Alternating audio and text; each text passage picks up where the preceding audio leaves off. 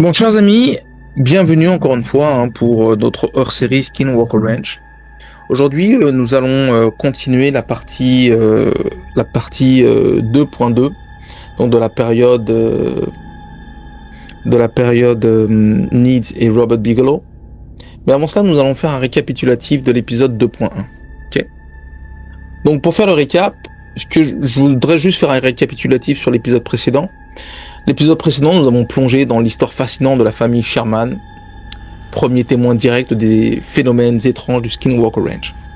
Après avoir acquis ce ranch rêvé pour en faire un élevage d'exception, les Sherman ont rapidement été confrontés à une succession d'événements surnaturels.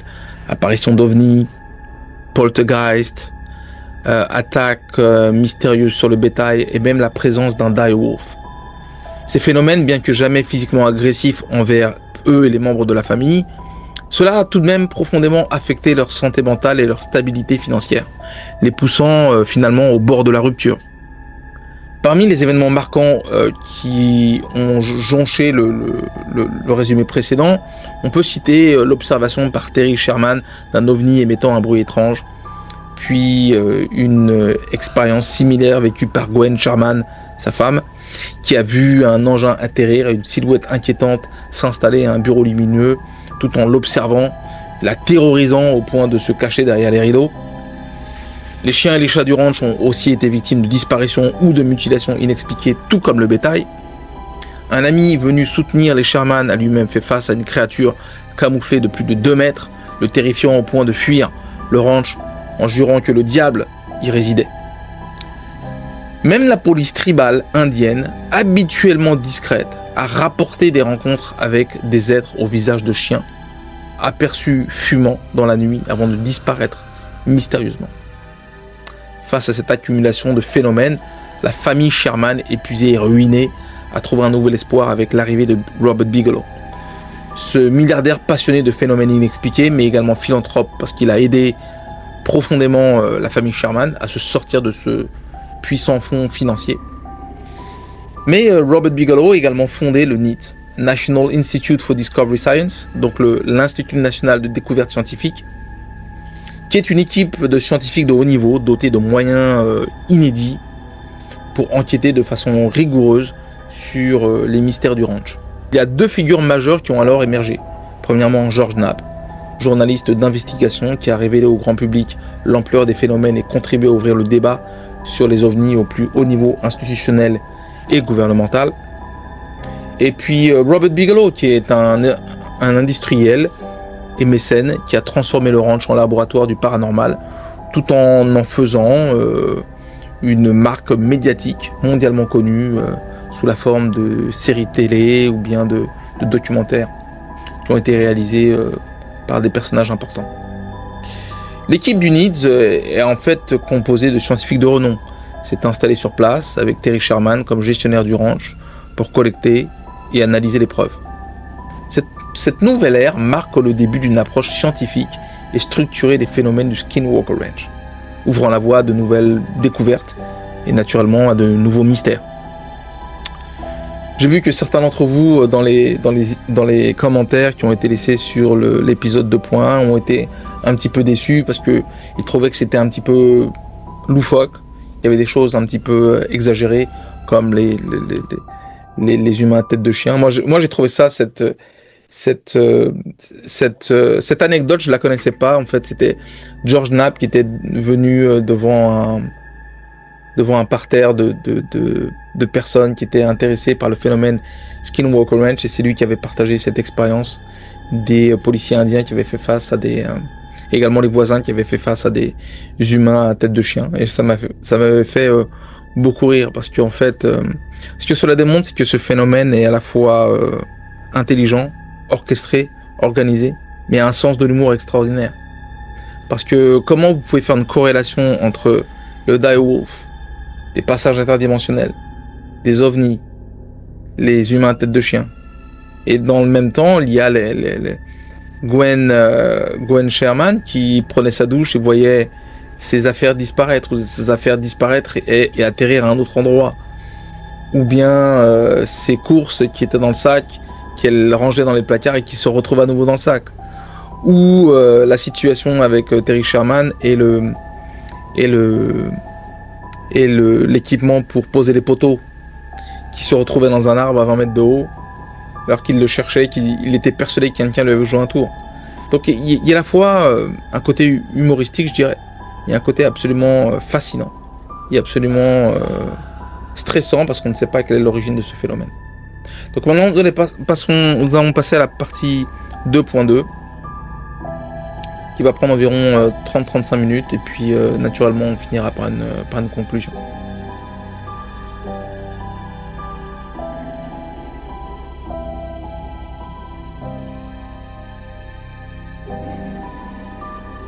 Chers amis, maintenant continuons sur l'épisode 2.2 en tant que tel.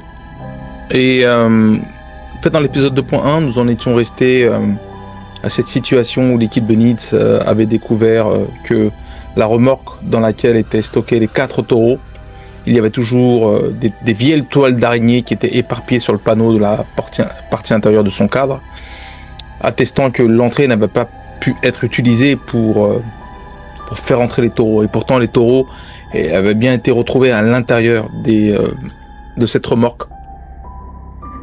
Et qu'il n'y avait aucune possibilité, hormis cette entrée, pour faire accéder aux taureaux à l'intérieur de la remorque. En fait, à la suite d'une enquête approfondie, comme je le disais à la fin de l'épisode 2.1, il a été constaté que les barres du corral avaient été d'une manière ou d'une autre fortement magnétisées. Une anomalie qui s'est atténuée avec le temps. Cela a incité l'équipe du Needs à effectuer une analyse des champs magnétiques sur l'ensemble de la propriété. Donc les champs électromagnétiques, on l'a vu dans l'épisode Missing 411, épisode 8, que les champs électromagnétiques sont largement utilisés pour l'ouverture de portails spatio-temporels ou portails interdimensionnels. Donc maintenant, dans l'épisode 2.2, donc un peu plus tard dans le même mois, Colm Kelleher, donc un des scientifiques qui travaillait sur le ranch dans l'équipe du Needs, procédait à l'examen de certaines traces découvertes sur le flanc sud du ranch lorsqu'une odeur de musc particulièrement forte s'est répandue autour de lui. C'était une odeur étrange. Étant présent sur la propriété depuis plusieurs mois, il s'était habitué aux diverses odeurs de la faune et de la flore, mais cette expérience était distincte. À environ 50 mètres de distance, il apercevait son coéquipier se frayant un chemin à travers des oliviers russes, mais il ne parvenait pas à identifier l'origine de l'odeur qu'il ressentait. Soudainement, les poils de sa nuque se dressèrent et un frisson parcourut son échine. Vous savez, comme quand vous êtes pris d'une peur instantanée. Il avait quelque chose à proximité, il ne pouvait pas le voir, mais il pouvait ressentir sa présence. Quelque chose qui l'observait. Attribuant cela à son imagination, il serra les dents et poursuivit la tâche qui lui incombait. Progressivement, la sensation de présence s'est atténuée et le muscle s'est estompé. Lorsqu'il s'adressa à son coéquipier environ 1 heure plus tard, ce dernier rapporta avoir ressenti une impression pareille, d'être observé, une sensation de peur, et mentionnant avoir perçu une odeur étrange. Il a également fait état du dysfonctionnement de sa boussole de terrain qui indiquait la direction où l'odeur était la plus intense, comme si l'odeur était chargée d'un champ électromagnétique important. Ne retrouvant son fonctionnement normal qu'après la dissipation de cette dernière. Ces interférences magnétiques étaient en rapport avec le premier schéma de vagues que les observateurs avaient observé auparavant, que c'était au fur et à mesure qu'il y avait des événements qui se passaient, il y avait cette odeur de musc fort qui apparaissait. Très souvent, ça peut être un champ électromagnétique peut être fait à partir d'un matériel exotique qui peut dégager une odeur. Au fil de l'année, d'autres événements étranges se produiraient, ce qui pour l'équipe du Needs dissiperait tout doute persistant qu'il pouvait avoir concernant la haute étrangeté observée sur le ranch. Donc certains avaient des doutes, est-ce que c'était des trucs qui étaient inventés ou des choses qui n'étaient pas aussi intenses que ce que les Sherman racontaient. Début juin, Colm Kelleher et Eric Davis, les deux scientifiques, on va dire les deux plus hauts gradés scientifiques, on va dire, se trouvant en train de mener l'une de leurs habituelles surveillances devant le vieil homestead en ruine. C'est le vieil hangar où Terry Sherman avait perçu entendre des voix, et les voix se moquaient de lui parce qu'il était énervé, il pensait que quelqu'un se moquait de lui. Donc cet endroit était reconnu comme l'un des points chauds les plus notoires de la propriété. Il observait un champ ouvert en direction de quelques arbres. Eric Davis scrutait l'horizon à l'aide d'une paire de lunettes de vision nocturne, tandis que Colm réalisait des prises de vue en longue exposition du ciel nocturne. Soudain, les chiens qui les accompagnaient commencèrent à aboyer et à se blottir derrière leurs jambes, par peur. En même temps, Eric Davis prit une profonde inspiration et déclara « Oh mon Dieu, il y a quelque chose dans ces arbres là-bas !» C'était un objet de grande taille, de couleur noire. Colm Kelleher ne parvenait pas à distinguer quoi que ce soit, mais il ne disposait pas de lunettes de vision nocturne. Il se mit donc à orienter son appareil photo vers les arbres. Et il put remarquer que c'était une forme de grande taille. Mais il n'était pas certain qu'il se trouvait dans les arbres ou derrière les arbres, tellement sa vision était pas très claire. Et soudain, Eric put voir que cette entité ou cette chose se déplaçait vers le nord. Colm a poursuivi la prise de photo lorsque ses coéquipiers ont soudainement déclaré « Ça m'a touché !» Cela signifie comme si Eric avait été pris par quelque chose qui le prenait intensément de l'intérieur. Et Eric ne cessait de répéter « Jesus Christ, Jesus Christ, Jesus Christ !» à plusieurs reprises, comme s'il traversait une tourmente intérieure. Il était crispé, comme si tout raide, jusqu'à ce qu'il finisse par déclarer que l'objet qu'ils avaient aperçu était en train de s'éloigner. Lorsque l'épreuve fut achevée ou que la situation se soit estompée, Colm interrogea Eric pour savoir ce qui s'était passé. Celui-ci répondit qu'il n'en avait aucun souvenir, comme s'il avait perdu la mémoire sur ce qui venait de se passer. C'était comme si l'entité dissimulée dans les arbres avait pris le contrôle de son esprit, comme s'il n'était plus en mesure de contrôler son corps. Sur le chemin de retour vers la remorque d'observation, Colm observa que son collègue paraissait particulièrement nerveux et se demanda s'il était davantage perturbé par son expérience qu'il ne le laissait transparaître. Assez étrange. Au cours de l'été, l'équipe du NITS s'est engagée dans un jeu de cache-cache avec les célèbres orbes de lumière qui apparaissaient régulièrement sur la propriété. Cependant, ces derniers semblaient toujours avoir une longueur d'avance, ne se manifestant que brièvement et entraînant les enquêteurs dans des courses-poursuites à travers le ranch, alors qu'ils tentaient de capturer des photographies de ces anomalies étranges. Ensuite, vers la fin de l'été, donc au mois d'août, on va dire, 2 membres de l'équipe auraient l'une des expériences les plus effrayantes et les plus connues de ce qui s'est passé au Skinwalker Ranch et qui était largement documentée. Il était environ 3h30 du matin et les 2 membres se trouvaient au sommet de la crête, contemplant la célèbre ferme centrale. Encore une fois, un seul d'entre eux était en possession d'une paire de jumelles infrarouges, tandis que l'autre s'occupait de divers instruments scientifiques et capteurs. Il se tenait sur la crête depuis environ 3 heures et s'apprêtait à se déplacer vers un autre emplacement. Lorsque Mike, l'enquêteur muni de jumelles, remarqua soudain l'apparition d'une lumière dans un pré situé à environ 100 mètres de distance en contrebas. Son collègue Jim ne pouvait percevoir qu'une faible luminosité, tandis qu'à travers les lunettes infrarouges, par contre, cette forme apparaissait aussi éclatante que la Lune, avec une luminosité très importante. Il se trouve, et donc cet objet ou cette surface lumineuse se trouvait environ 1 mètre du sol environ, au-dessus du sol. Et Mike évoquait la manière dont ce phénomène semblait augmenter de volume. Puis il s'est arrêté brusquement et a déclaré « Mais ce n'est pas une lumière, c'est un tunnel. Je peux voir de l'autre côté, je peux percevoir l'autre côté du tunnel. » Jim a demandé à son collègue s'il pouvait jeter un œil, mais Mike était captivé par le phénomène étrange et s'exclama qu'il y avait quelque chose dans le tunnel. Cela émerge progressivement. À la grande stupéfaction de Mike, il pouvait apercevoir une immense silhouette noire, dépourvue de traits, se déplaçant sur les coudes et les genoux depuis l'autre côté du tunnel, comme s'il se frayait un chemin au travers un tunnel dans lequel il était tout serré. Il fut alors témoin de l'émergence de cette entité à l'extérieur du tunnel et de sa course le long du flanc de la crête, se déplaçant à une vitesse surpassant les capacités humaines. Les deux enquêteurs entendirent le bruit du schiste se briser sous ses pieds lorsqu'il passait à environ 10 mètres d'eux, avant de disparaître dans l'obscurité. Immédiatement après, ils furent accueillis par un silence inquiétant et méfiant, tandis qu'une autre odeur étrange et musquée flottait dans l'air, nocturne. À bien des égards, les événements auxquels l'équipe du Needs a été confrontée étaient tout aussi effrayants, étranges et inexplicables que ceux vécus par la famille Sherman.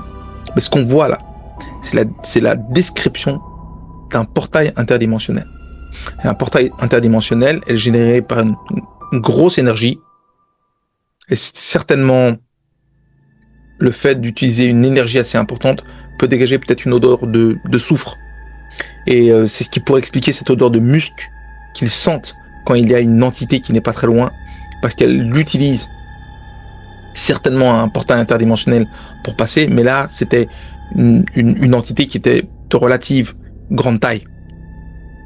Donc, effectivement, l'équipe de Needs, en ayant vu tous ces événements, ils ont aussi observé les mêmes halos de lumière se déplaçant rapidement à travers les champs et les lisières d'arbres, des objets volants non identifiés, métalliques, planant au-dessus de la propriété, des créatures étranges ainsi que des anomalies ressemblant à des portails interdimensionnels. Ils ont été témoins de manière directe des mutilations de bétail dévastatrices. Ils ont fait l'expérience d'activités similaires à celles d'un poltergeist, de senteurs étranges, de champs magnétiques, ont perçu des bruits provenant du sous-sol ainsi que de nombreux autres phénomènes. Cependant, il faut dire aussi la vérité, c'est que à partir de la mi-1998, l'activité avait commencé à décliner et cette tendance se maintiendrait pendant de nombreuses années par la suite, jusqu'à ce que l'équipe Needs prenne finalement la décision de se retirer et de quitter les lieux.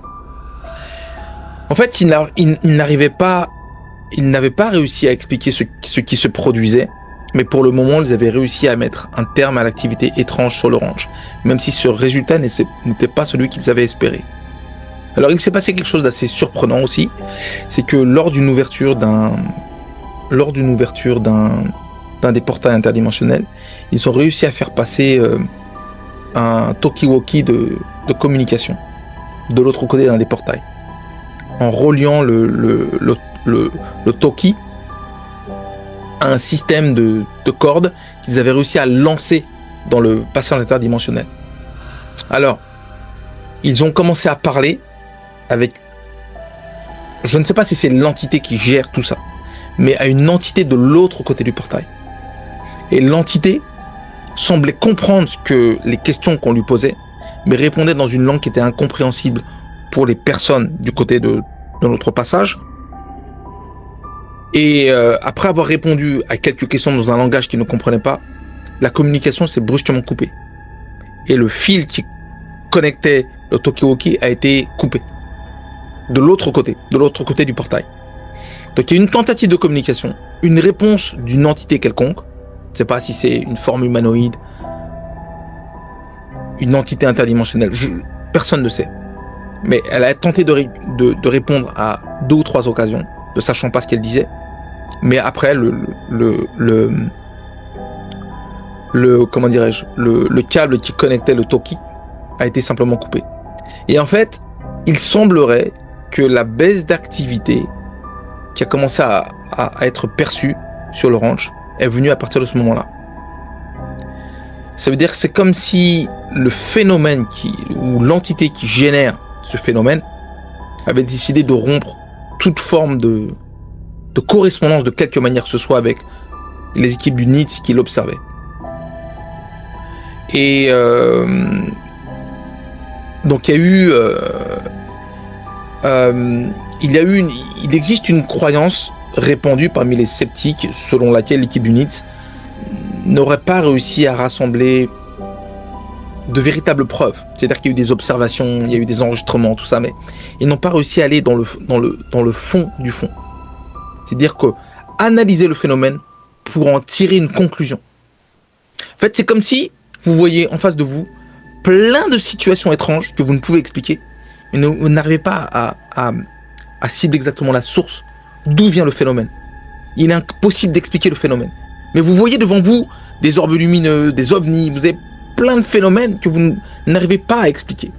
Il n'y a pas de fondement qui permet de relier tous les phénomènes. Ils ont réussi effectivement à enregistrer certaines anomalies sur pellicule, sur vidéo, sur audio. En effet, il y a eu également Terry Sherman qui a également connu des expériences similaires lorsqu'il était propriétaire et uniquement seul avec sa famille sur le ranch. Et certains de ces éléments peuvent être observés dans le documentaire de Jeremy Corbijn, intitulé Hunt for the Skinwalker. Moi, je l'ai vu et effectivement, il y a plein de choses dedans. On voit plein d'événements qui se passent. Et ce documentaire qui s'inspire des travaux de Cole Kelleher et de George Knapp portant le même titre, parce qu'il y a eu deux parties de Hunt for the Skinwalker. Et là, on voit vraiment des choses très, très, très étranges. Maintenant, la majorité des preuves vidéo a été rejetée par le conseil consultatif du NIDS, étant donné que la plupart des enregistrements ont eu lieu durant la nuit et ont mis en évidence le phénomène le plus courant, à savoir les orbes de lumière. Okay. Maintenant, on ne sait pas ce que le NIDS a fourni au gouvernement américain. Ça, on ne sait pas. On sait simplement ce qui est visible dans les documentaires, dans les séries télé, et ce qui a été communiqué par le NIDS et par Robert Bigelow. Mais le cœur de ce qui a été communiqué vers le gouvernement, ça n'a pas été rendu public. Et donc, suite à ça, malheureusement, en raison de l'obscurité, certains enregistrements ne représentaient pas ce qui apparaissait comme des points de lumière distincts ou dans le ciel nocturne ou au loin, et s'avéraient être des situations plutôt banales. Mais les éléments les plus importants, comme les observations de portails interdimensionnels, les ovnis et autres qui ont été filmés, tout ça, ça n'a pas été rendu public. On a vu des choses, mais ce n'étaient pas les choses qui étaient les plus frappantes. Le point soulevé par l'équipe NIDS à la suite de leur enquête était que ceux qui hantaient le ranch n'appréciaient guère l'intrusion.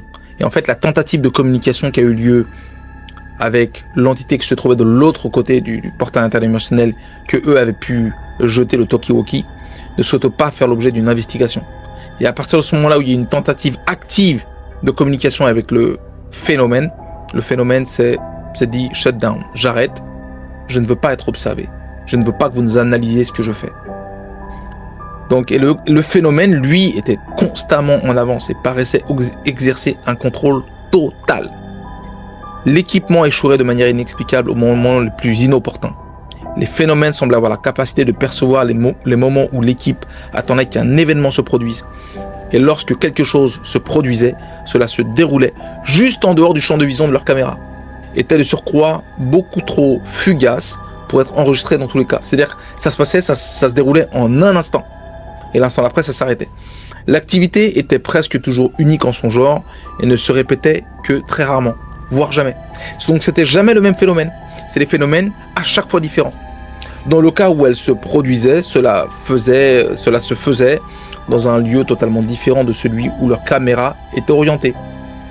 Il était extrêmement frustrant pour les personnes impliquées dans l'enquête, et Robert Bigelow lui-même allait décrire les phénomènes comme une intelligence sentiente, précognitive. Alors, la précognition, ça veut dire quoi? C'est d'anticiper ce qui va se passer. Je donne un exemple. Pour l'intelligence artificielle, il y a l'accumulation de data qui permet de définir des prévisions fluctuantes sur comment les événements peuvent se répéter. Donc anticiper des modes de configuration ou des modes pour alléger l'impact de certains événements. Et ben c'est exactement ce qui se passe là. C'est-à-dire que le système est tellement intelligent qu'il arrive à anticiper chaque élément d'enquête, d'observation du NIDS. Et il met tout en œuvre pour éviter de se faire observer. Malgré tout cela, malgré toutes les difficultés de pouvoir enregistrer, d'avoir des preuves solides, concrètes, Il existe des centaines de témoignages d'observateurs oculaires bien documentés émanant simplement de l'équipe du NIDS, mais également des voisins qui vivent ça de manière régulière, des résidents du bassin de l'hiver, du bassin de l'Utah de l'hiver, ainsi que de personnes ayant visité le ranch par simple curiosité. Il y a plein de curieux qui vivent à Salt Lake City, qui vivent à 100 km du ranch, et qui viennent proche du ranch pour observer des choses. Et ils voient des choses. Ils voient des choses qu'eux-mêmes ne peuvent pas expliquer. Mais la source même, personne ne comprend la source même. Donc le ranch Skinwalker constitue encore une fois une riche mosaïque d'événements étranges, bien trop bizarres et incroyables pour que de nombreuses personnes puissent les accepter. En fait, c'est exactement la réaction que vous avez eue lorsque vous avez suivi le premier épisode, l'épisode 2.1. Les événements vont tellement dans tous les sens qu'on est incapable de se faire un raisonnement logique. On se dit, c'est de la fabulation. Les hommes aux têtes de chien, les ovnis, la forme Dark Vador, les loups, tout ça n'a aucun sens en fait. Et cependant, s'il existe une part de vérité dans ces affirmations et si les explications sont envisageables, quelles pourraient-elles être? Alors, si nous souhaiterions apporter des explications ou relever certaines affirmations, donc c'est le moment de passer une forme de conclusion finale pour cette partie 2.1 et 2.2.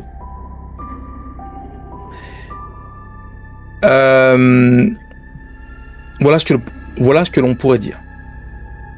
Tout d'abord, abordons le sujet délicat. Rentrons dans le mettons les pieds dans le plat. Dans ce qui nous préoccupe, l'ensemble de cette situation, est-ce que ça pourrait être une supercherie élaborée? Un moyen de monétiser une légende qui a commencé avec les Sherman, pourquoi pas? Et puis Robert Bigelow dit, je vais venir, je vais en faire un cirque où on va filmer, on va faire des TV séries, on va faire des documentaires, on va monétiser ce phénomène.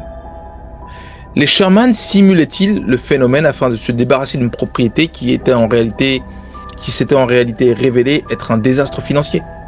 Ils ont monté toute une histoire qui a intéressé Robert Bigelow. Ils sont passés dans une radio, ameuter des gens intéressés de surnaturel.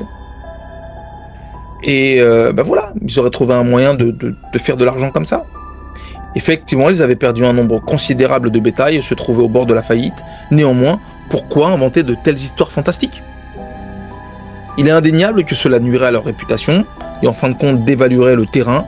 Non seulement ça, mais des ovnis et des créatures étranges ont été observées et signalées dans la région depuis des siècles. Ça commence pas avec les Sherman. On sait que les gens qui étaient là avant ont sûrement vécu quelque chose qu'ils n'ont pas relaté. Mais les gens ont sûrement vécu quelque chose. Et les voisins des Sherman ne sont pas des affabulateurs. Ont également rapporté des activités similaires sur leur exploitation agricole. Les mêmes choses que les Sherman ont vécu, les voisins l'ont vécu. Les deux voisins qui sont autour l'ont vécu. Cela suggère en quelque sorte que les phénomènes observés n'étaient pas propres au ranch de Skinwalker et par conséquent ne résultaient pas de l'imagination des Sherman ou de l'affabulation des Sherman. Il n'aurait pas pu inventer des centaines d'années d'expérience. Il convient d'ajouter que Robert Bigelow était suffisamment convaincu pour acquérir la propriété, ainsi que pour investir des millions dans une étude s'étalant sur une décennie. De plus, les phénomènes en question ont également été observés par l'équipe d'enquête, qui, il est à noter, était composée de professeurs titulaires d'un doctorat et qui au départ faisait preuve de scepticisme. Certains sceptiques ont soutenu que l'ensemble de cette affaire aurait été orchestré par George Knapp et Robert Bigelow dans l'espoir de transformer le ranch, comme je le disais, dans une attraction touristique liée au surnaturel et en faire une émission et en faire une monétisation. Parce qu'il est vrai que George Knapp et Robert Bigelow, et ils ne s'en cachent pas, sont amis proches. Cependant, cela ne s'est pas produit. En effet, Bigelow a conservé et protégé la propriété pendant près de 20 ans. Et la seule modification apportée durant sa période de présence sur le ranch fut celle de la porte d'entrée, où on voit une tête d'ovni. Ils ont mis un truc un peu sympa pour faire rigoler, quoi. Deuxièmement, il convient de réexaminer les récits des habitants, qui s'étendent sur plusieurs siècles. Ces expériences étaient présentes bien avant que Robert Bigelow, George Knapp ou même les Sherman n'aient eu quoi que ce soit à voir avec le ranch. Ainsi, Si ce n'est pas une supercherie, quelles autres explications pourraient être envisagées? Alors les visiteurs du ranch souffraient-ils d'une forme de délire collectif? Ce n'est pas impossible, mais cela semble hautement improbable, compte tenu du nombre considérable de personnes impliquées. Comme déjà mentionné, le NIDS a réalisé une série de tests afin d'écarter toute influence environnementale. Et il n'a pas identifié de fil conducteur dans le profilage psychologique des personnes interrogées, y compris parmi ses propres membres, qui pourrait indiquer une illusion collective. Non seulement cela, mais dans de nombreux cas, des preuves physiques ont été laissées, qu'il s'agisse d'empreintes, de bétail mutilé, de chiens vaporisés ou de champs magnétiques détectables, parmi bien d'autres éléments. Et en termes de champs magnétiques, on parle de champs magnétiques extrêmement élevés. Ces signes physiques n'ont pas été imaginés. Peut-être la théorie la plus répandue parmi ceux qui considèrent que ces phénomènes sont réels est celle selon laquelle le ranch aurait été le théâtre de visites extraterrestres. Bien qu'il soit vrai que de nombreux objets volants non identifiés, ainsi que des engins et des créatures étranges aient été observés, toute trace laissée par ces phénomènes et ultérieurement examinée par l'équipe du NIDS n'a révélé que des signatures terrestres. Cela n'écarte pas totalement la possibilité d'une implication extraterrestre, mais cela oriente certainement vers d'autres pistes. Par exemple, pourrait-il y avoir une part de vérité dans les légendes amérindiennes concernant les Skinwalkers? Après tout, les jeunes des Premières Nations croyaient fermement que les Navajos avaient jeté une malédiction sur leur terre après avoir été expulsés du nord-est de l'Utah. Un grand nombre des événements observés sur le ranch semblent effectivement correspondre à la manière dont les Amérindiens décrivent les Skinwalkers, les marcheurs de peau. Mais il est indéniable que tous les événements, les phénomènes observés ne peuvent être attribués à ces entités spécifiques. Je pense que c'est un ensemble de choses. Une autre hypothèse largement envisagée est que l'armée pourrait être, d'une manière ou d'une autre, impliquée ou responsable des événements étranges. Terry Sherman, depuis le début, c'est ce qu'il pense lui. Je vous l'avais dit dans l'épisode 2.1, Terry Sherman semblait indubitablement le penser. Il était persuadé que c'était le gouvernement qui était derrière, qui jouait, qui faisait une expérience psychologique sur lui. Il est en effet possible que les forces armées aient utilisé le ranch isolé pour tester des technologies avancées et secrètes. Les résidents du Skinwalker Ranch et autour, donc les voisins, mais également les gens qui visitent, devenant ainsi des cobayes involontaires dans le cadre d'expérimentations liées à la guerre psychologique et de manière intéressante finalement. Le conseil consultatif du NIDS a pris contact avec plusieurs visionnaires à distance, dont des gens qui font de l'observation à distance et remote viewing en anglais. Et ça existe vraiment, hein, et ils leur ont demandé d'examiner la propriété. Alors, je vais expliquer ce que c'est. Bien que controversée, la vision à distance a été étudiée par la CIA pendant plus de 30 ans.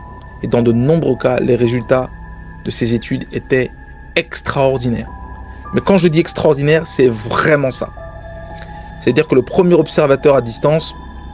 Alors, je vais donner quelques exemples. Les observateurs à distance qui, avant que des drones puissent aller sur la Lune et prendre des aller sur la Lune ou aller sur Mars pour prendre des photos très précises de la topographie de Mars ou de la Lune, surtout sur la partie la partie sombre de la Lune, des remote viewers, donc des voyeurs à distance, ont donné les mêmes résultats que les photographies qui ont été prises, soit sur la Lune ou sur Mars. L'observation de pyramides et autres, c'est venu des remote viewers. Les théories autour de ça, c'est venu de ces personnes-là, et qui ont donné une topographie relativement précise de Mars, en ayant une vision à distance. Okay. Donc, ce ne sont pas des affabulations, ça existe vraiment. Donc, le premier observateur à distance qui a observé le ranch ne disposait d'aucune information concernant le ranch, ni de connaissances sur les événements qui s'y étaient déroulés auparavant. Néanmoins, il parvint à réaliser un croquis presque exact de son agencement, incluant les 3 habitations, le ruisseau, le canal et la crête. Il a identifié une zone située dans la partie sud-ouest de la propriété, en affirmant qu'il y avait un champ énergétique qu'il a qualifié de perturbant. Un autre observateur à distance a indiqué que la seconde propriété où se sont manifestés certains des phénomènes les plus troublants était le lieu de vortex énergétique étrange. Donc possiblement les réminiscences d'un portail interdimensionnel par exemple. Le troisième observateur à distance a été sollicité pour décrire les événements survenus lors de la mutilation diurne du veau, donc en pleine journée. Il a eu l'impression que cela avait été réalisé par un drone d'une nature interdimensionnelle et qu'il existait un lien avec des activités militaires. Marrant, hein? On vient de voir dans l'épisode 8 de Missing 411 la possibilité que l'armée américaine soit impliquée sur la capture du vol MH370 en utilisant des orbes lumineux. Étrange, hein? Quelle coïncidence.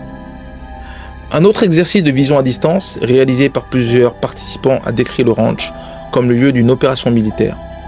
3 des 5 participants ont perçu de manière indépendante une base souterraine ainsi qu'un vaste réseau d'équipements électroniques et de câbles intégrés dans le sol. D'autres ont observé d'autres remote viewers, donc de visionnaires à distance. D'autres ont observé des membres de la marine arborant des lunettes de soleil sombres et des tatouages militaires, rapportant qu'une grande partie des activités se déroulaient en extérieur et durant la nuit, et qu'elles étaient d'une manière ou d'une autre liées à un porte-avions. Alors un porte-avions dans l'Utah, ça me fait rigoler, hein, parce qu'il y a pas d'eau dans l'Utah. Il n'y a pas de mer, il n'y a pas d'océan. Mais c'est marrant qu'on mentionne quelque chose comme ça, parce que c'est le résultat de ce que la personne voit. Donc un porte-avions, ça peut vouloir dire un bâtiment important. Pas forcément un porte-avions sur un océan, parce que l'Utah, c'est au milieu des terres. Ça donne même pas sur l'océan Pacifique, parce que faut traverser plusieurs étapes pour arriver en Californie. Parce que la Californie donne sur l'océan Pacifique, mais il faut traverser le Nevada, et du Nevada aller en Californie. Un autre membre du groupe a perçu des figures humanoïdes qui s'exprimaient dans une langue étrange et étaient observés en train de collaborer avec des êtres humains. Bien qu'il soit vrai que l'implication des forces armées aura pu être envisagée, cette hypothèse soulève néanmoins certaines problématiques. Alors, qu'en est-il des créatures étranges qui ont été observées ou des orbes de lumière susceptibles d'influencer les émotions humaines? Qu'en est-il des structures de type portail ou du fait que ce phénomène remonte à une période antérieure à la conception même de l'armée américaine? Donc, ces phénomènes-là existaient avant qu'il y ait la création d'une armée américaine moderne d'aujourd'hui. À moins qu'il n'existe d'autres formes d'intelligence impliquées qui ont depuis lors sollicité une collaboration avec les êtres humains et le complexe militaro-industriel américain. Comme ce que disait Brigand Stéphane dans les commentaires de l'épisode 8. On en reviendra dans l'épisode 9 de Missing 411 où je ferai un récapitulatif. Dans l'ensemble, il a été rapporté que tous les observateurs à distance ont quitté la tâche avec des sentiments d'angoisse, d'obscurité et de mort, ainsi qu'une conviction que tout ce qui se déroule au ranch est intrinsèquement malveillant. Ça, c'est intéressant parce que ce phénomène-là, ce paramètre-là, cette impression de malveillance, elle est perçue par toutes les personnes qui vont autour du ranch. Mon ami qui vit dans l'Utah, mais qui vit plus proche qui vit un peu au nord de Salt Lake City, il est parti proche du ranch. Il m'a dit qu'il sentait un malaise. Il sentait qu'il y a un malaise. Quand vous êtes là-bas, vous ne vous sentez pas à l'aise, vous n'êtes pas bien, vous n'êtes pas à l'aise. Il y a quelque chose de malveillant. Et d'autres personnes qui faisaient partie du NEEDS ont eu la même impression. Okay. D'autres ont qualifié la propriété de portail interdimensionnel permettant à des entités de toutes sortes d'entrer dans notre réalité à leur convenance et de s'en éclipser tout aussi rapidement. Donc imaginez la situation. Le complexe militaro-industriel passe des accords avec des entités interdimensionnelles ou extraterrestres qui veulent venir dans notre dimension comme ils veulent. Et puis l'armée américaine leur dit, bah oui, vous pouvez entrer par l'Utah là. Il n'y a personne là-bas. Faites ce que vous voulez. Et en échange de cela, ils leur donnent des technologies avancées qui n'existent pas dans notre dimension. Je donne un exemple. Hein. Certains ont même avancé l'idée que l'ensemble des phénomènes paranormaux et surnaturels rapportés à travers le monde, allant des cryptides, et des extraterrestres, aux poltergeists et aux ovnis pourraient provenir d'une source unique. Parce qu'en fait, il faut comprendre une chose. Quand vous avez l'électromagnétisme, ça laisse des signatures particulières. L'électromagnétisme, c'est de l'énergie à l'état pur. C'est ce qu'on appelle la théorie des champs unifiés. En fait, si vous avez entendu parler de la théorie de l'expérience de Philadelphie qui a été faite par Albert Einstein, il a voulu séparer le magnétisme de l'électricité. L'électromagnétisme est un tout. Et c'est ce que disait Tesla, il pense que c'est la fabrique de l'univers. Mais si vous séparez les deux, il y a une énergie importante qui se dégage. Et en faisant ça, Einstein a provoqué le fait que le bateau de l'expérience de Philadelphie a voyagé dans le temps. Je pourrais faire une vidéo dessus, c'est absolument fascinant, cette histoire de voyager dans le temps avec le bateau qui a servi d'expérience pour la séparation entre le magnétisme et l'électricité d'Einstein. C'est absolument fascinant. Donc, l'électromagnétisme, concentré à une certaine densité pour pouvoir ouvrir des trous de verre, par exemple, il faut une énergie importante et un électromagnétisme très très important pour ouvrir le trou blanc et trou de verre et trou blanc et trou noir, parce que si les gens viennent de l'autre côté, c'est un trou blanc. Si les gens repartent, c'est un trou noir. Okay, ça génère beaucoup d'énergie. Et cette énergie peut être observée avec des équipements spécifiques.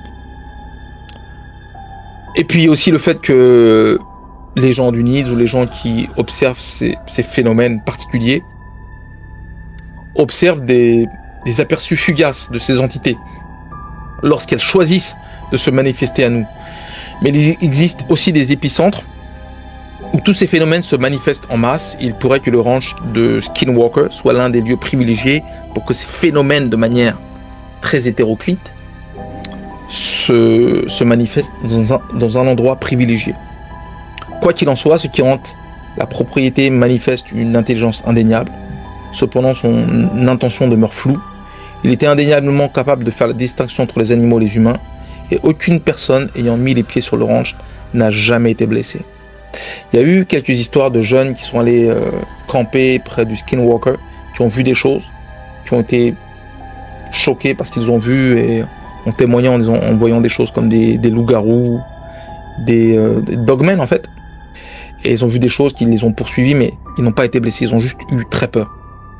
Donc on voit vraiment que les humains ne sont pas ciblés. Par contre, d'autre part, les animaux, de nombreux chats, chiens, bovins et même des animaux sauvages ont été mutilés de manière indiscriminée. Que ce soit les ours, que ce soit des loups, ou que ce soit même des pumas. Mais cela n'est pas plus grave que ce que nous avons infligé aux animaux nous-mêmes. Hein, quand on dit « Oh, cette entité fait des choses mauvaises aux animaux. » Et qu'est-ce qu'on fait nous dans les abattoirs? Bon, c'est vrai que j'aime bien un steak de temps en temps, mais on se comporte comme avec les animaux, comme de manière non intelligente. Je dirais pas non humaine, parce que ce ne sont pas des humains, mais non intelligente. L'intelligence à l'origine de cette activité semble effectivement prendre plaisir à tourmenter les chamans et à les manipuler en fait. On dirait que c'est vraiment que l'histoire de Terry Sherman qui va dans le hangar principal et qui commence à s'énerver parce qu'il entend des voix au-dessus de sa tête. Et quand il s'énerve, les entités qui entendent ça rigolent, se moquent de lui. C'est vraiment incroyable. Et puis, il tourmente les Sherman, mais il tourmente aussi les enquêteurs du NIDS. Hein. Ils font aucune discrimination là-dessus. Il arrivait parfois qu'il semble capable, que le phénomène semble capable de lire dans les pensées des individus et écouter des conversations privées. Vous vous souvenez quand Gwen dit à Terry, ils sont dans la voiture, ils disent « Tu te rends compte, si on perd nos taureaux, qu'est-ce qui va nous arriver? Si on perd nos taureaux, mais qu'est-ce qui va nous arriver? On est cuit, quoi. » Et finalement, les taureaux disparaissent, se retrouvent dans la remorque. Fascinant, hein. Mais je ferai remarquer que les taureaux n'ont pas été mutilés. Également, le phénomène agit sur cette information sans la moindre hésitation, à l'instar d'un farceur ou d'un trickster ou d'un trompeur. Par moments, cela semble presque omnipotent. Plus de 20 ans plus tard, la famille Sherman a décidé de mettre un terme à son épreuve. Ils en ont eu assez. Alors, ils en ont eu assez, mais il faut expliquer pourquoi. fait, il semblerait que l'exposition orange a rendu Gwen Sherman très malade. Et un des enfants aussi est tombé malade, d'une maladie qu'il n'arrive pas à diagnostiquer. Peut-être que l'exposition orange a un environnement fait de fréquences électromagnétiques très importantes et a eu un effet. Okay. Ils ont finalement décidé de déménager dans l'Idaho, donc c'est un état qui est à côté de l'Utah. Ils ont entamé une nouvelle vie, puis c'est pas leur vrai nom en fait, donc ils ont entamé une nouvelle vie. Ils sont pas les Sherman, mais bon, je pense que j'avais dit leur nom, mais je le répéterai pas parce que j'ai pas envie qu'ils se fassent ennuyer non plus. En acceptant qu'ils ne sauraient probablement jamais ce qui a détruit leurs rêves de manière si totale. Parce que pour eux, c'était pas un job, hein. C'était un véritable plaisir de faire ce qu'ils voulaient faire avec leurs animaux. Robert Bigelow a conservé le ranch pendant de nombreuses années par la suite. L'activité a été sporadique, comme je le disais, dans le nord-est, mais n'a jamais véritablement retrouvé l'intensité maximale observée entre le milieu et la fin des années 90. Il a finalement cédé la propriété à la société immobilière Adamantium en 2016 sous la condition que les recherches se poursuivent. Donc il a vendu à Brandon Fugal, qui est sa compagnie, et ils ont accepté de continuer les recherches. Peu de temps après la conclusion de la vente, l'activité a reconnu une augmentation significative. Les objets volants non identifiés ont depuis été photographiés directement au-dessus de la propriété. Donc ils ont eu des preuves additionnelles. Il a eu l'occasion, dans le documentaire de Jeremy Corbell, c'est le partenaire de George Knapp, intitulé Hunt for the Skinwalker, il a eu l'occasion de poser la question au nouveau propriétaire concernant ce qu'il répond aux personnes qui doutent de la réalité des phénomènes observés. Sa réponse était simple. Vous êtes dans l'illusion si vous pensez que c'est faux. Bon voilà, chers amis, la fin de notre période Needs et Robert Bigelow, qui s'achève sur plus de questions que de réponses, naturellement. J'imagine que vous ne vous attendiez pas à obtenir des réponses définitives. Toutefois, j'espère que cette partie vous a plu, autant que la période Sherman. Et nous aborderons donc dans à peu près 2 semaines la période Brandon Fugal, qui est la dernière période de Skinwalker Ranch. Et puis, je pense qu'on trouvera un autre hors-série à continuer après la partie Skinwalker. Et puis bon voilà, j'espère que tout cela vous a plu. Merci encore une fois de vous abonner, de liker, de laisser vos commentaires comme vous le faites à chaque fois et auxquels je réponds avec grand plaisir. Et puis nous nous retrouverons pour l'épisode 9 de Missing 411 où je ferai un récapitulatif des points de convergence entre la période Needs, Robert Bigelow et Missing 411. Et nous aborderons la période Brandon Fugal cette même semaine. Ok ? Donc merci, à très bientôt et prenez soin de vous. Bye.